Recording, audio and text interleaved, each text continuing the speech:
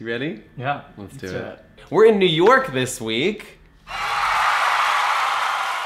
And I have a special guest on the couch, on his own couch actually. Marti Gould Cummings. Live, in person. Oh my God. Drag queen extraordinaire. When anybody asks me about going to New York City, I always say you must see Marti Gould Cummings in person in one of his shows because there's nothing like your shows. And I think that's one of the reasons that I would say you've built an iconic name for yourself. Thanks. Yeah. I love performing. I think it's fun. Like, I live to make people, like, just laugh at stupid stuff I do. But then you also have this political agenda, not really agenda, but you have a political... That's an agenda. Yeah, I think there is a bit of an agenda you have to teach people, to help people learn more about politics. Yeah. So let's talk a little bit about that. That's actually like gotten quite, it's become a bigger part of your life in the last little while. You are a part of what? American politics is very chaotic right now, and I think a lot of people are like just super scared, and they don't really know what they can do or what to do. And what is the truth and what is the truth and what's not the truth. I've never really been like super political until that moment, you know, the world famous moment where Donald Trump comes down the escalator and he's like, oh, Mexicans are all like rapists. And I was like, what? That's very strange. And then like following the election and seeing how it was becoming more of a reality that he was going to become the nominee, I was like, oh, this is like very scary. You know, he's a reality TV star running for office, and now I'm a reality TV person who might be running for office. Yeah. So it's like, but I think there's a different. I think his was built out of like ego and narcissism and the need to just like be in the media, and then because of his narcissism, all these women are running for office, Muslim people are running for office. The first chic mayor of Newark, New Jersey was just elected, transgendered representative in Virginia, and now me, a drag queen who happens to be on a reality TV show, who's like, fuck this guy. You know, we need people, the others, to start running for office, not just like traditional people who have been in office for 20, 30, 40 years, because they're not really doing anything on both sides of the aisle. Because of all this, I did some research, and there wasn't like a very active Democratic club where I was. The one that was there was called the McManus Club, and it was the last Tammany Hall club in America. They say they're Democrats, but it's kind of like this old like boys club and whatever. So they've been around for 125 years. I came in, started this Democratic club, got the whole community activated, and we took them down. And then that's kind of what started my political career, because I started getting a lot of press. New York Times did an article, and then kind of drag queen takes down oldest club in America, which I think a lot of political people started paying attention to that in New York, because they realized that people are pissed and people are waking up, and they're saying like, I always say this to people, if a drag queen can go and shake up New York's like political system, think about what you can do in your own backyard, you know, anywhere in America or the world even, you know. And so we did that. So then now I've been appointed to the Speaker of the City Council. Corey Johnson's appointed me to the Deputy Mayor's Nightlife Advisory Council, and then the Borough President Gail Brewer just appointed me to my community board, where I sit on the LGBT committee and the Arts and Culture committee. Anyway, it's a lot of like are amazing. I honestly, but like it's like, so but proud of I don't you. want to say that to sound like bragging or whatever. I'm saying it in a way like those are all like really awesome accomplishments.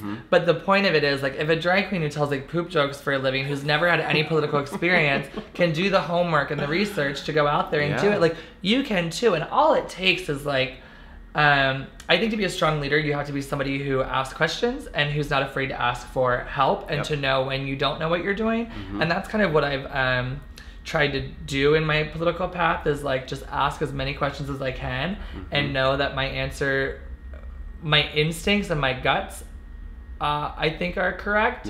But going about it, you have to find the right way. And oftentimes, political people, I'm like, well, I don't really like the way you do it, because the way you do it hasn't really been fucking working.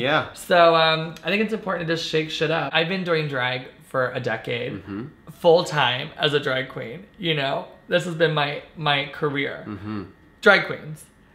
Then I was on a reality show about drag queens. Dealing with politicians is more dramatic than any drag queen dressing room or show I've ever done. And I'm like, what do you people are crazy. Now we have this country that's an entire continent with 300 million people from like all different backgrounds. So we have to kind of update stuff to fit those needs. So when you have like a Second Amendment that says, well, you know, so you can enact, you know, have a militia. We don't need a militia. And also a gun in 1776, you know, you gotta open it and clean it and stick the thing, and it takes like 10 minutes before you can shoot somebody else. But now you have people literally shooting 500 people at a time. It happened in Vegas. So like, you need to update things. What I've learned is like politicians are very willing to do what the people with money tell them to do and not what the actual voters tell them to do. And so what I'm trying to show is like, hey, I'm a drag queen who came and like shook this whole thing up. So like, we have a voice. What is your message as a politician and a drag queen? Right now, after 10 years of drag and now that you've been doing politics. I guess like my advice or bit of tip to anybody is like, whatever you want to do, you have to go into it with full passion and full heart. And I heard this years ago, if the first thing you think about when you wake up and the last thing you think about before bed is this, and that's what you're supposed to do. And if you have a plan B, do plan B, because you're not meant to do plan A. I think having a backup plan is the dumbest thing. Everybody's like, you know, when you study acting, have a backup plan, have a plan B.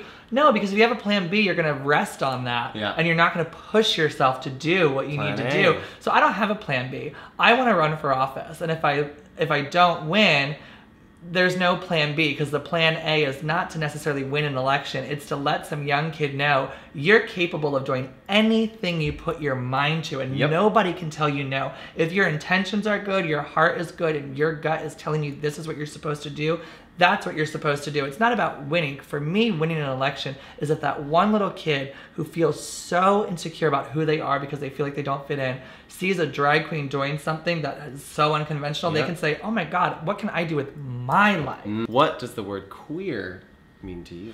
Oh, I love the word queer. Queer.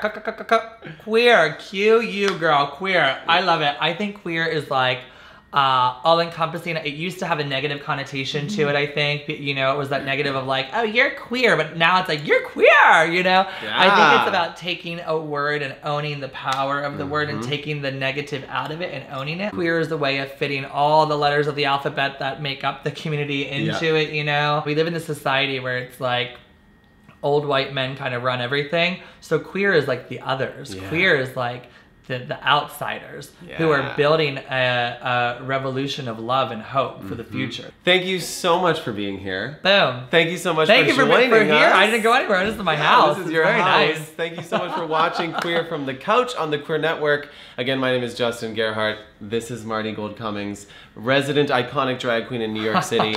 If you haven't been here before, subscribe to the channel. Also hit that like button and the notification bell to make sure you stay up to date on all of the Queer Network's new content. Also, we want your videos to end up on Queer from the Couch. That's right, you can submit a video from a couch. Has to be on a couch. That's why we called it Queer from the Couch. And it has to be about you and something that you do, something you love. It could be a talent that you have, or maybe there's a story that you want to share from your couch. We want to hear you, and we want to hear you share your story. You can send it to queer@thequeernetwork.com, and you might end up on the Queer Network.